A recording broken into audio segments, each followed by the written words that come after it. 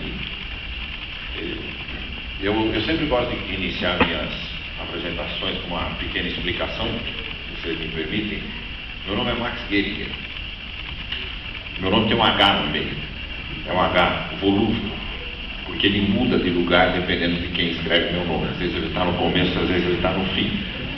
E durante esses longos anos que eu passei trabalhando em empresas, uma coisa bastante comum que me acontecia era ser apresentado para alguém no Brasil, aí eu começava a falar, a pessoa dava uma regalada de olho e dizia: o seu português é muito bom, né? E eu falava: puxa, ainda bem, porque eu não sei falar nenhum outro idioma, né? Se esse não for bom, eu estou perdido, né? Porque todo mundo sempre imaginou, né? Um cara com o nome desse é gringo, né? Então eu tinha que explicar para as pessoas que não, né? Eu nasci e moro até hoje no interior de São Paulo. Eu nasci numa cidadezinha e moro numa outra cidadezinha. Minha cidade tem 80 mil habitantes. Eu nunca morei numa cidade grande na minha vida inteira. E eu devo o nome que eu tenho ao único alienígena que invadiu a família dos brasileiros, que foi meu pai, que era suíço, né? E meu pai, com aquele método que os suíços têm, meu pai sempre me falava: Max, é impressionante como o brasileiro tem essa mania de ficar explicando o que ninguém perguntou para ele, que é o que eu estou fazendo aqui há mais ou menos 3 minutos, né? Mas eu sempre, como bom brasileiro, né, sempre acho que é melhor explicar antes para não ter que explicar depois, então eu já começo com as explicações inúteis. Assim o pessoal chega e vai sentando. Eu vou dividir essa apresentação em 2 partes. Eu queria usar a primeira parte mais genérica para falar um pouco sobre impressões que eu tenho do mercado de trabalho, coisas que eu vi acontecer, as mudanças. E na segunda parte focar um pouco mais especificamente no setor moveleiro. Quando nós temos 20 anos de idade, que é o caso de todas as mulheres aqui presentes, quando nós temos 20 anos de idade, vocês não têm, parecem. Aos 20 anos nós sabemos tudo. Uma coisa maravilhosa de ter 20 anos. Qualquer coisa que nos digam, nós já tomamos como uma ofensa, né, do que você deve fazer na vida. Eu já aprendi tudo o que eu precisava e não preciso de palpite, não preciso de conselho, não preciso de direção. E eu lembro quando eu tinha nem 20, acho que eu tinha 17 anos, eu era metido assim, a dar palpite em tudo que eu via, sugestões para melhorar a empresa em que eu trabalhava. E uma pessoa que trabalhava comigo, chamava Seu Fausto, falou para mim: Max, você sabe tanta coisa, você não escreve um livro. Eu falei: vou escrever, eu escrevo, mas não cabe no livro. Eu tenho tanta coisa, eu preciso escrever uma enciclopédia de 18 volumes, né? O trabalho segundo Maximiliano. Quando a gente chega aos 40 anos, nós descobrimos que tudo que a gente aprendeu na carreira cabe num livro. E nem precisa ser um livro grande, pode ser um livrinho de bolso, R$ 9,90 nas boas livrarias, porque entre os 20 e os 40 anos nós somos acometidos por um fenômeno chamado maturidade. Maturidade nos ensina a diferenciar o que tem importância do que não tem importância. E para um jovem de 20 anos, tudo tem importância, principalmente o que não tem importância nenhuma. Porque nós somos jovens, nós somos eu tinha 20 anos, participava de passeata, saía correndo, carregava bandeira, carregava faca. 10 minutos depois eu perguntava: essa passeata é a favor do quê? Eu nem sabia o que eu estava fazendo, mas era a coisa mais importante que eu estava fazendo na minha vida. Aos 60 anos de idade, a pessoa esquece a enciclopédia e o livro, ela começa a pensar em virar uma frase. É assim que nós vamos terminando. Porque todo mundo que é famoso e morreu tem uma frase. Sabe? Os que não têm uma frase morreram e não ficaram famosos. Eu me lembro durante a minha adolescência, eu colecionava últimas frases de pessoas famosas. Fulano antes de morrer falou não sei o que, anotava. Eu tinha um caderno, chamava caderno de brochura, que é uma palavra que nós não usamos mais atualmente, porque ela adquiriu uma conotação que também não interessa, né? Quer dizer, significava grampeado na lombada, né? Em contraposição a espiral. Então, fulano de morrer, eu anotava lá. E um dia, anos depois, eu achei esse caderno, comecei a ler e joguei o caderno fora. Eu falei: puxa, isso aqui é um festival de falsidades, né? Eu não acredito que uma pessoa que está naquele momento solene da existência, que está apitando na curva, batendo com as 10, a ponto de encontrar o Criador, vai ter tempo para ficar pensando numa frase ali.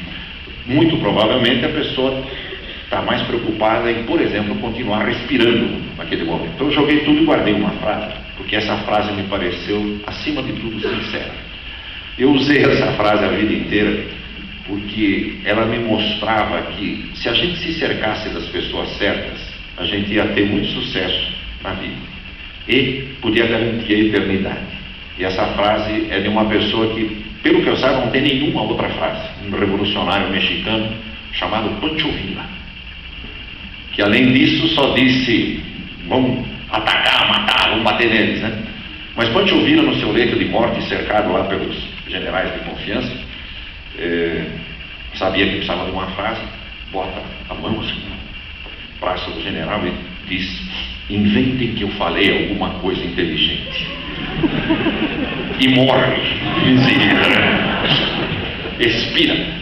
E o mais comum talvez fosse o general juntar a tropa e dizer assim: vamos achar uma frase para botar na boca do nosso líder. Mas alguém disse: não, essa é a última frase dele. Por respeito, pelo menos, foi isso que ele disse. Ele transferiu a responsabilidade. Talvez se tivessem criado uma frase, ninguém mais se lembraria dele.